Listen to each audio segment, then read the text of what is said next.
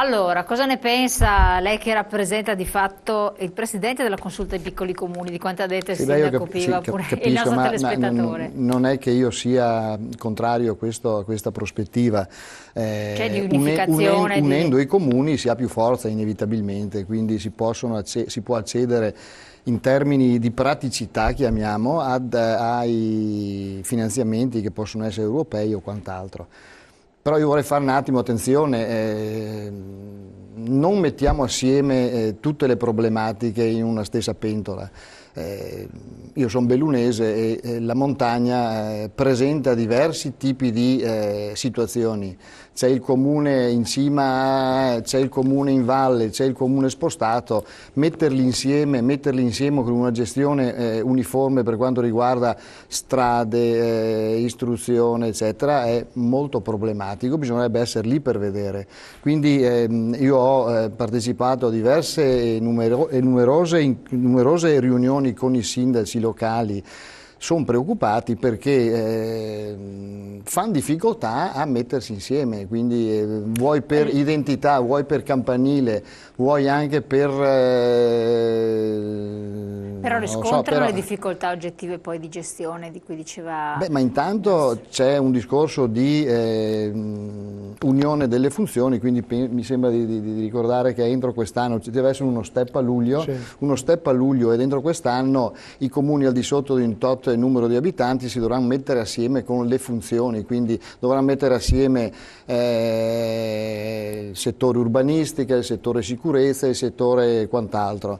Bene l'unione dei comuni, però attenzione, diversifichiamo, la pianura è cosa, la montagna è altra cosa, i piccoli comuni situati in determinate posizioni sono altra cosa ancora, quindi diversificherei un attimo questa posizione. Va benissimo, perfetto. Siamo Che la orientati zona... anche come Anzi Veneto al però ci discorso sono piccoli dell'unione dei comuni, comuni. uno appiccicato all'altro, perché poi la particolarità dell'Italia, se uno basta che vada all'estero, oltre il confine, si rende conto che cambia completamente. Cioè, i paesi, ci sono grandi agglomerati e poi esistono villaggi, Certo. ecco, non c'è altro.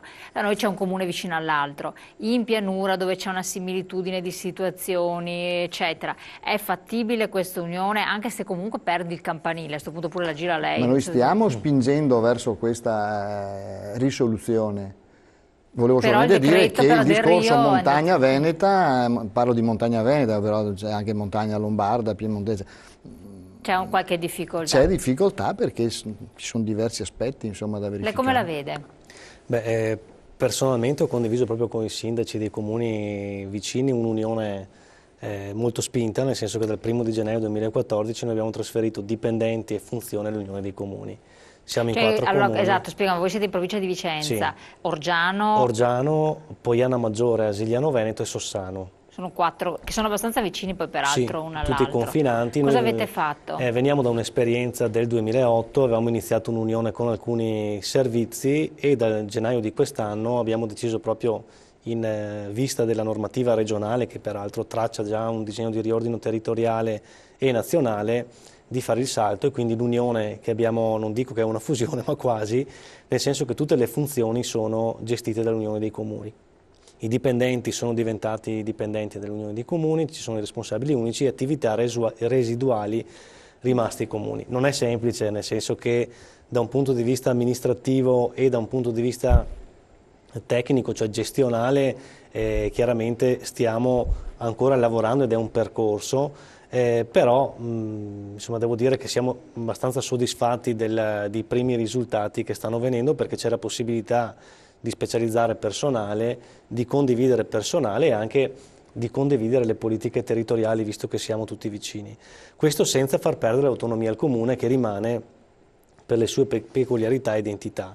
Poi capisco però che in certi territori, quelli montani, sicuramente la situazione può essere anche diversa, e leggo forse anche il decreto del Rio e la pressione che ha fatto ANCI sul terzo mandato dei sindaci nei piccoli comuni, anche come la possibilità in certi contesti di dare continuità in questa fase in cui le unioni, le fusioni piuttosto che le convenzioni possono essere fatte, per cui credo che in questo caso si sia posta attenzione al fatto che le amministrazioni, visto che a giugno, a luglio, insomma, devono per forza, questo termine è stato prorogato da inizio anno a metà anno, mettere assieme delle funzioni e dei servizi, si sia detto nei comuni più piccoli dove la situazione magari può essere più critica, cerchiamo di mantenere una continuità dove questo è richiesto.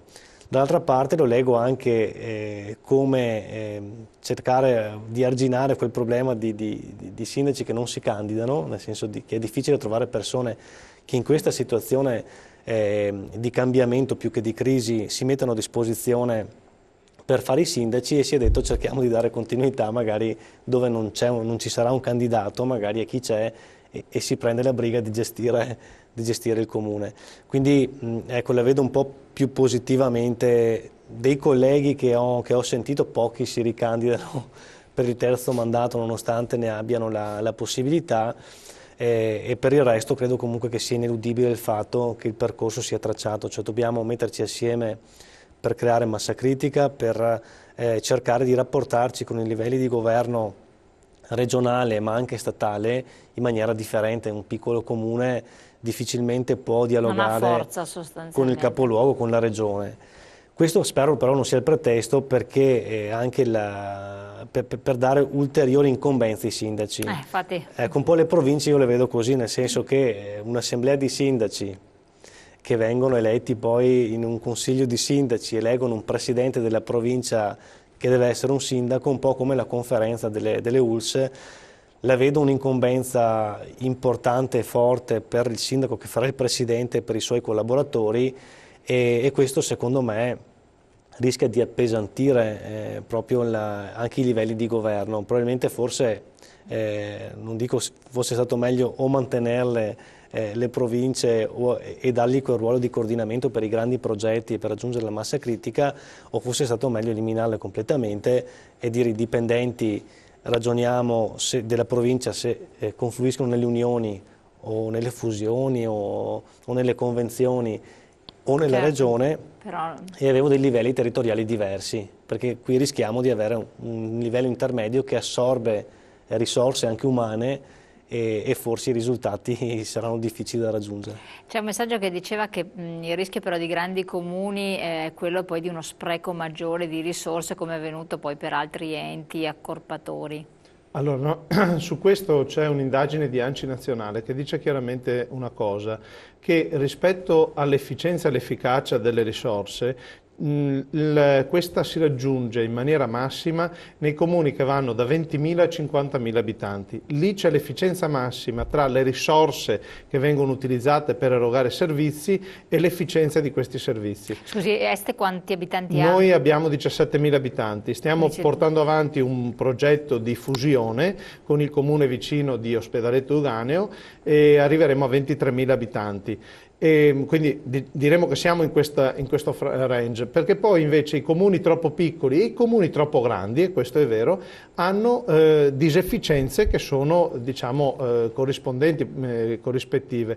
C'è un aspetto sul fatto dell'aggregazione dei comuni. Io credo che si debba cercare di metterli insieme, proprio perché questo è l'unico modo per dire non servono più le province, perché le province così come fate, io sfiderò qualsiasi collega sindaco a fare il presidente della provincia, cioè dovrà occuparsi del suo comune, dovrà occuparsi di tutti i comuni. Penso a una provincia come Padova, più di 100 comuni, con una complessità, una vastità che ha la provincia di Padova.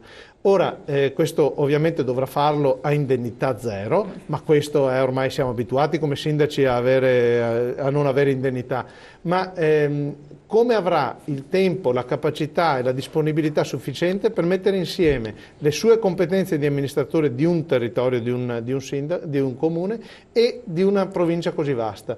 Credo che abbiamo fatto metà passo. Si doveva dire, e sono d'accordo col collega Di Orgiano, aboliamo le province. In effetti la legge del Rio dice: in attesa di eliminare le province dalla Costituzione, perché questo è un passaggio necessario, fondamentale, perché le province sono previste in Costituzione, facciamo questa riorganizzazione.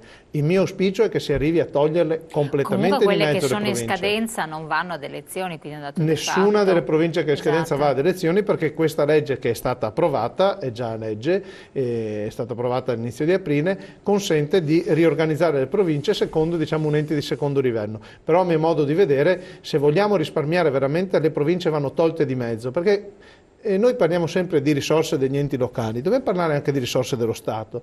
Parlando di risorse dello Stato, diciamo che se togliamo le province, vanno via tutte quelle articolazioni intermedie delle articolazioni dello Stato. No, ma infatti poi io le avrei ed è di questo che dobbiamo la parlare. battuta che è difficile che poi lo Stato rinunci alle risorse che vengono dai comuni, perché ha bisogno vitale di mettere a posto il suo tragico bilancio, e quindi anche per voi vita dura nel riuscire ad ottenere dei margini di azione e di operatività maggiori. Parleremo ancora di questi temi perché sono estremamente interessanti, vedo c'è anche interazione da parte di chi sta a casa con i messaggi. Il tempo però è giunto al termine, io quindi vi ringrazio della vostra partecipazione, ringrazio i nostri telespettatori e ci vediamo come sempre domani.